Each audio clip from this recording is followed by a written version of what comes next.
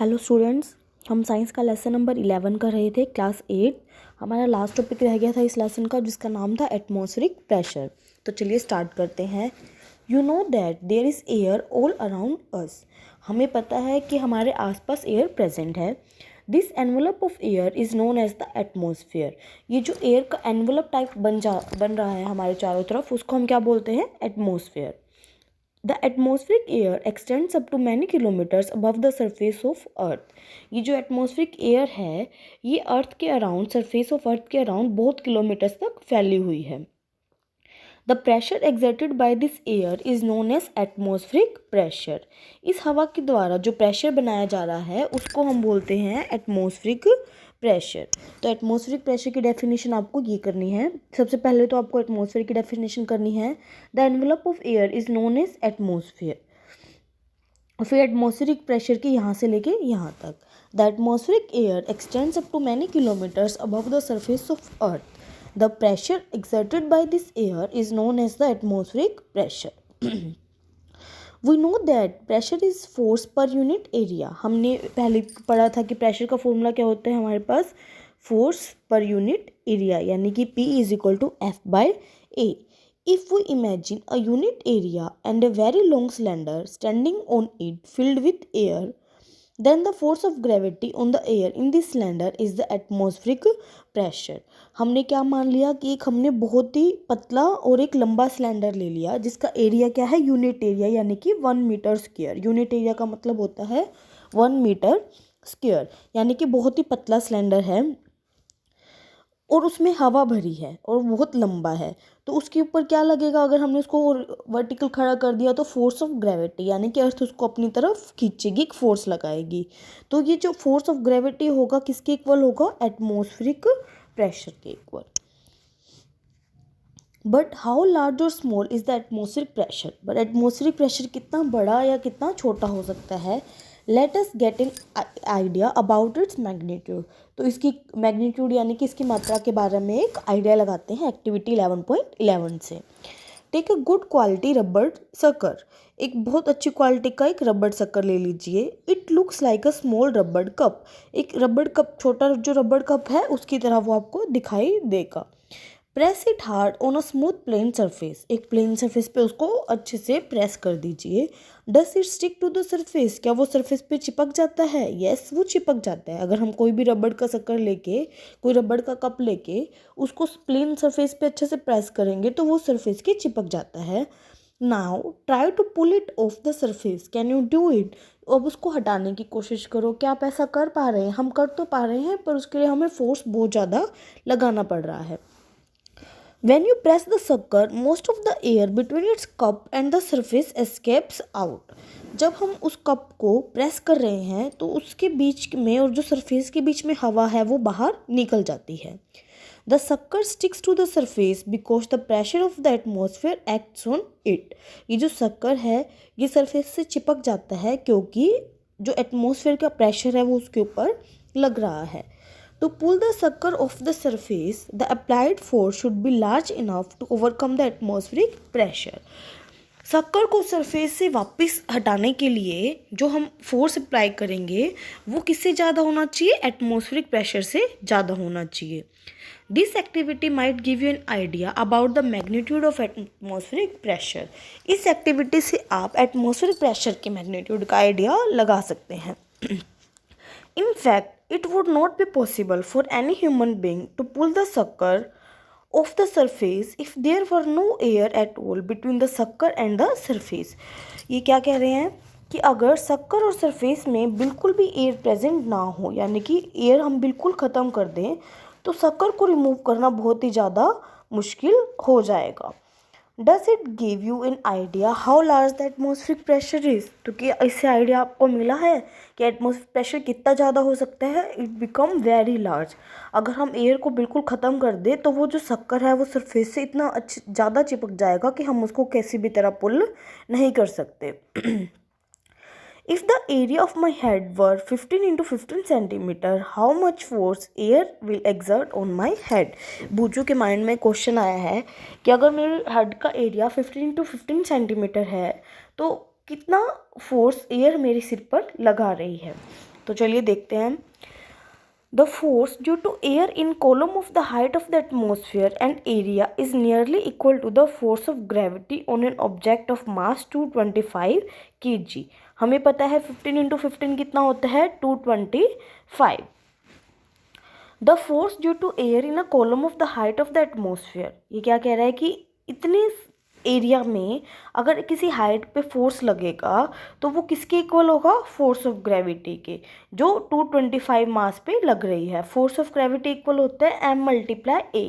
m इन्होंने हमें दे दिया 225 और g की वैल्यू हमारे पास होती है 10, तो फोर्स कितना हो जाएगा 2250 न्यूटन।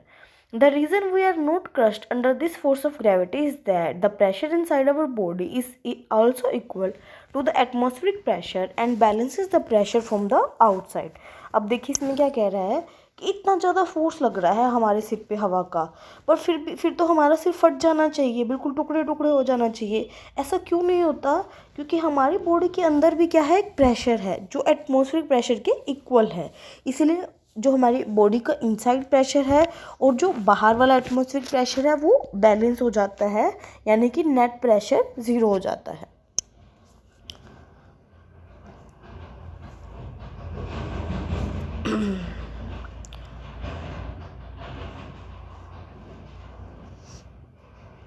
ये देखिए इसमें दिखाया हुआ है डायग्राम में, डायग्राम 11.19। एटमॉस्फेयर जो हमारे हेड पे प्रेशर लगा रहा है उतना ही प्रेशर हमारी बॉडी के इनसाइड होता है, इसीलिए एटमॉस्फेयर का प्रेशर एक्ट नहीं करता। तो चलिए आपका चैप्टर ये ख़त्म हो गया है। अब इस चैप्टर के क्वेश्चन आंसर करते हैं।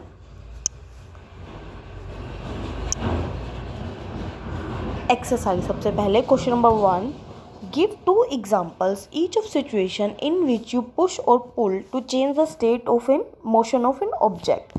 2 एग्जाम्पल बताने हैं हमें पुश और पुल के, जिसमें मोशन ऑफ स्टेट चेंज हो रही हो। तो इसका आंसर क्या है, hitting the ball coming to us.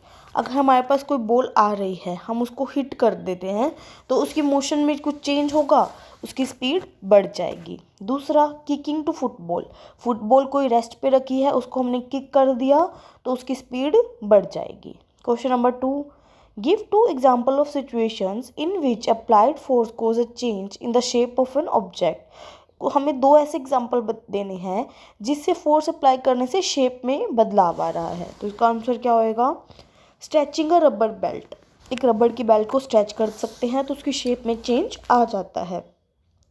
Reshaping clay to make toys, यानी जो क्ले या मिट्टी होती है उसको हम रीशेप करके खिलौनों की शेप दे सकते हैं। फर्स्ट क्वेश्चन में क्या था, हमें 2 एग्जाम्पल बताने थे पुश या पुल के, किसी के भी, जिसमें स्टेट ऑफ मोशन चेंज हो सकती है। तो हम मतलब कि कोई रेस्ट पे है तो वो चलना स्टार्ट कर दे, कोई चल रहा है वो रेस्ट में आ जाए या उसकी स्पीड इंक्रीज या डिक्रीज हो जाए। क्वेश्चन नंबर 3 देखिए, fill in the blanks in the following statement. Fill in the blank करना है। To draw water from a well we have to dash at the rope. कुएं से पानी निकालने के लिए हमें रोप को क्या करना पड़ेगा, पुल या पुश, पुल, हमें अपनी तरफ उसे खींचना पड़ेगा। और charge body dash in uncharged body towards it, एक चार्ज बॉडी एक अनचार्ज बॉडी को अपनी तरफ क्या करती है, अट्रैक्ट करती है। To move a loaded trolley we have to push it, एक लोडेड ट्रॉली को मूव करने के लिए हमें उसमें क्या करना पड़ता है, उसको पुश करना पड़ता है। The north pole of a magnet dash the north pole of another magnet, एक मैग्नेट का नॉर्थ पोल दूसरे मैग्नेट के नॉर्थ पोल को क्या करता है, रिपेल, यानी कि उसको रोकता है अपने पास आने से। तो चलिए क्वेश्चन नंबर 4 देखते हैं। इन आर्चर स्ट्रेचेज हर बो while taking in at the target, एक तीर कमान है, एक तीर चलाने वाला आदमी है, वो क्या करता है, अपने तीर को खींचता है अपने टारगेट पे चलाने के लिए। She then releases the arrow, फिर वो एरो को यानी कि तीर को छोड़ देता है। Which begins to move towards the target, जो टारगेट की तरफ मूव करना शुरू कर देता है। Based on this information fill up the gaps in the following statement using the following terms. इन टर्म्स को यूज़ करके हमें ये वाले फिल इन द ब्लैंक्स भरने हैं। ये ऑप्शन है, टू स्ट्रेच द बो the Archer applies a force that cause a change in its shape. बाउ यानी कि जो वो धागा होता है उसको स्ट्रेच करने के लिए जो आर्चर है वो फोर्स अप्लाई करता है ताकि उसकी क्या चेंज हो जाए, शेप। बी देखिए, the force applied by the archer to stretch the bow is an example of contact force. जो वो फोर्स लगा रहा है उसकी शेप चेंज करने के लिए, वो किस टाइप का फोर्स है? कॉन्टैक्ट फोर्स है, क्योंकि वो हाथ से वो चेंज कर रहा है। The type of force responsible for a change in the state of motion of the arrow is an example of dash force। जो एरो था उसकी स्टेट को चेंज करने के लिए किस टाइप का फोर्स लगा है? कॉन्टैक्ट फोर्स तो है, पर किस टाइप का कॉन्टैक्ट फोर्स है? Muscular force. D.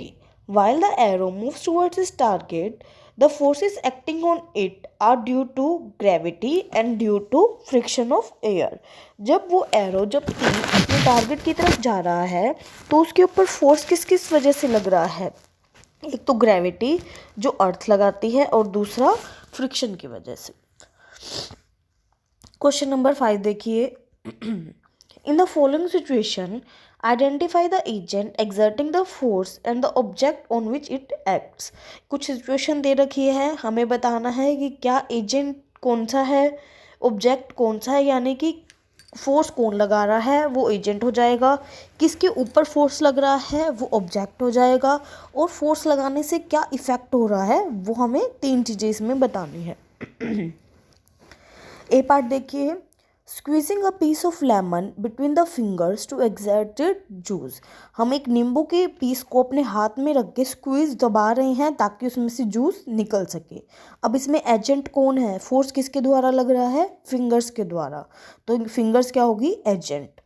ऑब्जेक्ट जिसके ऊपर फोर्स लग रहा है वो क्या है? लेमन। इससे क्या रिजल्ट निकलेगा? Juice is exerted by force, force से जूस निकल जाएगा।